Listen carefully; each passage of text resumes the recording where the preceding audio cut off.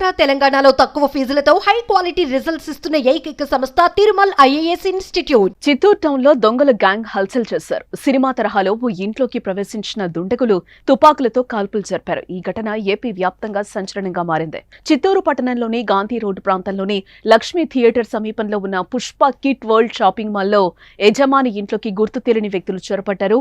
అనంతరం తమతో తెచ్చుకున్న గన్స్ తో కాల్పులు జరిపారు. దీంతో వెంటనే యజమాని పోలీసులకు సమాచారం ఇవ్వడంతో దుండగుల కోసం పోలీసులు రంగంలోకి దిగారు.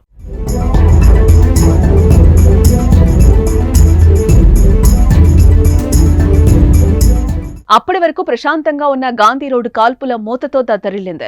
అక్కడ ఏమైనా సినిమా షూటింగ్ జరుగుతుందా అనేటట్లు స్థానికంగా కాల్పులు, పోలీసులు రంగప్రవేశంతో హడావిడి కనిపించింది. గాంధీ భవన్ రోడ్లోని పుష్ప కిట్ వరల్డ్ షాపింగ్ యజమాని ఇంట్లోకి ఉదయం 6:30 గుర్తు తెలియని వ్యక్తులు చొరబడ్డారు. అనంతరం ఇంట్లోని కుటుంబ సభ్యులను బెదిరించారు.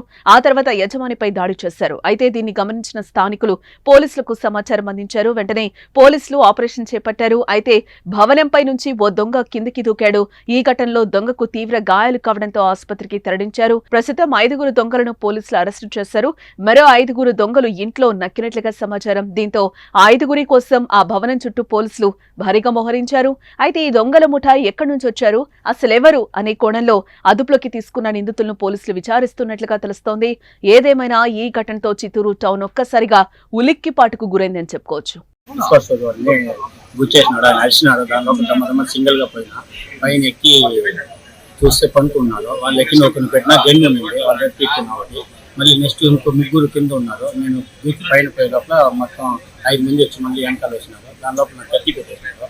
మళ్ళీ ఎక్కి వెనక్కి కన్ను కలితే కింద పడినాడు. దాని తర్వాత కత్తి ఇచ్చిన మళ్ళీ అన్ని సార్ వాళ్ళని మా వాళ్ళని 6 మంది కింద నుంచి 6 మంది ఉన్నారు లోపల. 4 పెట్టినాము, లోపల ఉన్నారు. పిస్టల్ చూపిస్తే లోపల సైడ్ వచ్చేసి